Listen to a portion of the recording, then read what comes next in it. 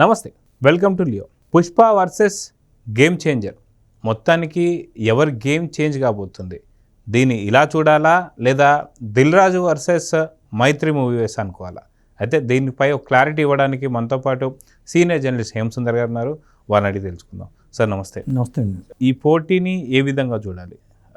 Pushpa versus game changer కింద చూడాలా, లేదా బన్నీ వర్సెస్ రామ్ చరణ్ కింద చూడాలా, లేదా దిల్ రాజు వర్సెస్ మైత్రి మూవీ మేకర్స్ అని చెప్పి చూడాలి? ఎందుకంటే ఈ పోటీ మాత్రం రసవత్తరం కింద మారబోతుంది. రాను రోజు రోజుకి హైప్ మాత్రం క్రియేట్ అవుతుంది. ఒకరికి మించి ఒకళ్ళు వ్యూహాలు వేస్తున్నారు, పండగలు వేస్తున్నారు. మొత్తానికి ఏం జరగబోతుందంటే ఏం చెప్తారు? విధంగా చెప్పాలంటే ఇది బన్నీ వర్సెస్ రామ్ చరణ్ అని అనుకోవాల్సి వస్తుంది.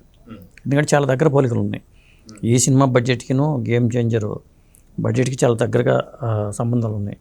పైగా గేమ్ చేంజర్కి శంకర్ డైరెక్టరు, దిల్ రాజు గారు ప్రొడ్యూసరు, దీని మైత్రి వాళ్ళను సుకుమారు సీక్వెల్.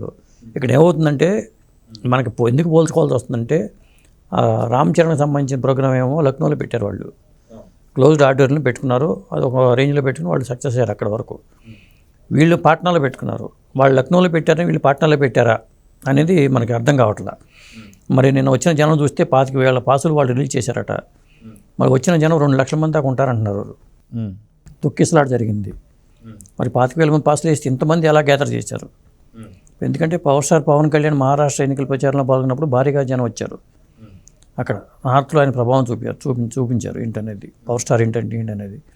ఇక్కడ అది ఏమైనా మనసులో పెట్టుకుని నా ప్రతాపం చూపించాలనే ఉద్దేశంతో ఈయన అక్కడ అంతమందిని వచ్చారా, లేకపోతే బన్నీ వస్తున్నాడని వచ్చారా అనేది అర్థం కాని విధంగా జనం అయితే వచ్చారన్నమాట. వాస్తవం ఎలా ఉందంటే రాజకీయ పార్టీలు కదా బల ప్రదర్శన చేసేవాళ్ళు. ఇప్పుడు మా పార్టీకి ఎంతమంది వచ్చారు, ఈ గ్రౌండ్లో ఎంతమంది పట్టరో ఎంతమంది పడతారని చెప్పేవాళ్ళు. ఇప్పుడు ఆ తరహాలోనే సినిమా ప్రచారాలు కూడా రాజకీయ ప్రచారాలాగా మారిపోతున్నట్టుగా అనిపిస్తుంది. ఇప్పుడు పాట్నా దగ్గర ఆగట్లా వీళ్ళు, ఇంకా 6 ప్లేసుల్లో కూడా ఈ సభలు పెడతారట ప్రమోషన్స్ కోసం. ప్రమోషన్స్ మీద భారీగా ఖర్చు పెడుతున్నారు ఈ మైత్రి వాళ్ళు కూడా. మరి దాదాపు ఒక 50 కోట్ల రూపాయలు ప్రమోషన్స్కే పెడుతున్నట్టుగా మనకి వీళ్ళు వినిపిస్తున్న సమాచారం. సో దీన్ని ఇంకో రకం కూడా చూడవచ్చు అనుకుంటే ఏంటి అంటే సుకుమార్ వర్సెస్ శంకర్ గారు. సో ఈ పోటీని ఎలా చూడాలంటారు? ఇప్పుడు శంకర్ గారికి ఏంటంటే భారతీయ 2 అనేది పెద్ద మైనస్గా కనిపిస్తుందండి. ఒకప్పుడు శంకర్ అంటే మనం వేడిగా చూసేవాళ్ళం. ఇప్పుడు ఎక్కువ హైప్ ఉండేది. ఒక భారతీయ 2 అది మరో భారతీయులాగా మారింటే ఆ సినిమా మీద అంచనాలు పెరిగేవి. కాబట్టి శంకర్ అనేది ఒక మైనస్గా కనిపిస్తుంది. ఇక్కడ సుకుమార్ అనేది ఇక్కడ ఈ 2 ప్రాజెక్టులకి ప్లస్ అనిపిస్తుంది. కాకపోతే అక్కడ శంకర్ ప్లేస్లో దిల్ రాజు గారిని మనం చూడాల్సి వస్తుంది. దిల్ రాజు గారి ప్లానింగ్స్లో తేడా ఉంటుంది కాబట్టి, ఏదైనా ప్లాన్ ఉంటుంది కాబట్టి, మంచి ప్లానర్ కాబట్టి, ఎందుకంటే థియేటర్లో ఆయన చేతిలో ఉండటం కానీ, ఎందుకంటే అది కూడా దాదాపు సోలో రిలీజ్ అని చెప్పుకోవాలి 10వ తారీఖుని. ఆ తర్వాత రికార్డులు మనకు అనవసరం. ఫస్ట్ డే రికార్డులు వీళ్ళు రికార్డు కోసం చూస్తున్నారు, ఫస్ట్ డే రికార్డుల కోసం.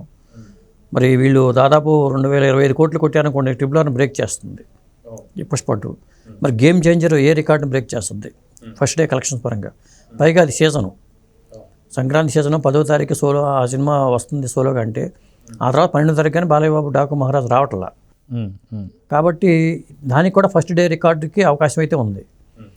మరి దీన్ని బట్టి ఇద్దరిలో ఈ పోటీ అనేది ఖచ్చితంగా చూస్తారు వీళ్ళు. మనకి ఎవరికాళ్ళు పోటీ లేదనుకుంటూ ఉంటారు, కానీ నా సినిమా ఫస్ట్ రోజు ఎంత కలెక్ట్ చేసింది, నీ సినిమా ఇది కలెక్ట్ చేసిందంటే ఖచ్చితంగా అది ఒక స్టార్ డమ్ ఉన్న ఎవరికైనా కొంత ఫీలింగ్ ఉంటుంది. అందువల్ల ఈ పోటీని ఇద్దరి మధ్యలో ఉన్న పోటీగానే చూడాల్సి వస్తుంది. మరి దీంట్లో ఎవరు పాస్ అవుతారు ఏంటి అనేది మనం చెప్పలేం, కానీ మొత్తానికైతే రసవత్తరమైన పోటీనే చెప్పాలి. ఇప్పుడు ఇయర్ ఎండింగ్లోనేమో బన్నీ దిగటం, ఇయర్ స్టార్టింగ్లోనేమో రామ్ చరణ్ రావటం అనేది ఒక పెద్ద ఇంట్రెస్టింగ్ పోటీగా చూడాల్సి వస్తుంది. అయితే గతంలో కూడా మనం చూసుకుంటే ఎందుకో mega compound versus Allu compound లాగా తయారైపోయింది. ఇప్పుడు చూసుకుంటే పవన్ కళ్యాణ్ వర్సెస్ అల్లు అర్జున్ అని కొంతమంది, లేదు బాబాయ్కి అండగా రామ్ చరణ్ దిగబోతున్నాడు యాజ్ అ గేమ్ చేంజర్గా అని చెప్పి కొంతమంది అంటారు. సో ఇద్దరి మధ్య కూడా సన్నిహితమైన సంబంధాలు కూడా కొంచెం గ్యాప్ వచ్చినట్టుగా అనిపిస్తుంది. మొత్తానికి గ్యాప్ వచ్చిందా, ఇచ్చారంటే ఏం చెప్తారు? గ్యాప్ వీళ్ళు తెచ్చుకున్నారనిపిస్తుంది. మెగా కాంపౌండ్ అనే మాటని ఇష్టపడతల్లా, ఎందుకంటే అల్లు కాంపౌండ్ వాళ్ళు మెగా కాంపౌండ్ అనే మాటను ఇష్టపడతలా. సో మొత్తానికి మనం చూసుకుంటే మట్కా వేదికగా వరుణ్ తేజ్ కావచ్చు, అంతకుముందు కొన్ని సందర్భాలలో మెగా కాంపౌండ్ సంబంధించిన హీరోలందరూ కూడా మాట్లాడుతూ మేమైతే మా పెదనాన్న బాబాయ్కి అండదండగా ఉంటున్నాం అని చెప్పి కొంతమంది అంటున్నారు. సో కానీ ఎందుకో అల్లు అర్జున్ తగ్గేదేలే అన్నట్టుగా విమర్శనాత్మకమైన వ్యాఖ్యలే చేస్తూ వస్తున్నాడు. దీన్ని ఎలా చూడాలంటారు? ఇప్పుడు పుష్ప 2 పెద్ద హిట్ కొట్టి భారీగా కలెక్షన్స్ వసూలు సాధించిందంటే అల్లు అర్జున్ పట్టుకోలేవండి. ఎందుకంటే అతను మంచి డ్యాన్సర్ అనేది తెలుసు. అలాగే పుష్ప ద్వారా తను ఎలా విలక్షణమైన నటుడు అని ప్రూవ్ చేసుకున్నాడు. కాబట్టి అక్కడ తను ప్రూవ్ అయిపోయింది. రామ్ చరణ్ కూడా ప్రూవ్ చేసుకున్నాడు. ఆస్కార్ రేంజ్లో తను ఈయన గ్లోబల్ స్టారు, ఈయన ఐకాన్ స్టారు. ఏమవుతుందంటే ఇది ఒక విధంగా స్టార్డమ్ ఉన్న ఏ హీరోలకైనా ఈ పోటీ ఉంటుంది. ఇప్పుడు ఎన్టీ రామారావు గారికి, నాగేశ్వరరావు గారే ఆ రోజుల్లో నువ్వా నేను అనే రీతిలో పోటీలు పడి సినిమాలు రిలీజ్ చేసిన వాళ్ళు సందర్భాలు ఉన్నాయి. అలాగే కృష్ణ గారు, సోహన్ బాబు గారు కూడా పోటీ పడిన సందర్భాలు ఉన్నాయి. పోటీ అనేది మంచిదే. వాళ్ళ కెరీర్ ప్లానింగ్ పరంగా ఎప్పుడైనా ముందుకెళ్ళడానికి ఉపయోగపడుతుంది పోటీ అనేది. కానీ అది వ్యక్తిగత కక్షలుగా ఉండకూడదు. వ్యక్తిగతంగా మనం టార్గెట్ చేయకుండా ఆరోగ్యకరమైన పోటీ పెట్టుకుని ముందుకెళ్తే ఎవరు అందరూ మెచ్చుతారు. ఇక్కడ మెగా కాంపౌండ్ వేరు, అల్లు కాంపౌండ్ వేరు, నా స్టామినా ఇంత, నీ స్టామినా అంతే అనుకోవడం వల్ల సమస్యలు వస్తున్నాయి. సో మొత్తానికి ఈ పోటీని మనం ఏ రకంగా చూడాలి? సో హెల్దీ పోటీ కింద చూడాలా, లేదంటే ఏం చెప్తారు? ఓ రకంగా ఇది హెల్దీ పోటీ అని అనుకోవాల్సి వస్తుంది. ఎందుకంటే వీళ్ళు ప్లాన్ చేసుకుంటున్నారు. ఇప్పుడు పాట్నాలో సభ పెట్టారు నిన్న ట్రైలర్కి. ఇప్పుడు ఇది చూసిన తర్వాత దిల్ రాజు గారికి కూడా కొంత ఆలోచన వస్తుంది. మనం కూడా ఈ తరహాలో పెట్టాలి, ఇలా ప్లాన్ చేసుకోవాలి. ఆల్రెడీ వాళ్ళు ప్లాన్ చేసుకున్నారు. ఖచ్చితంగా వాళ్ళు కూడా అదే విధంగా ప్లాన్ చేసుకుంటారు. అంటే మార్కెటింగ్ పెంచుకోవడానికి ఉపయోగపడుతుంది ఈ స్ట్రాటజీ అనేది. వీళ్ళు అనుసరించే స్ట్రాటజీ అన్ని తర్వాత సినిమాలకు ఎప్పుడైనా ఉపయోగపడతాయి. ఇప్పుడు రాజమౌళి గారు చేసిన మార్కెటింగ్ స్ట్రాటజీ మీదే చాలామంది డిపెండ్ అయ్యి అలా విస్తరించుకుంటూ వెళ్తున్నారు. సినిమా మార్కెట్ పెంచుకోవడానికి ఉపయోగపడింది. ఒకరు మొదలు పెడతారు, తర్వాత అదే దారిలో వేరే వాళ్ళు ఫాలో అవుతూ ఉంటారు.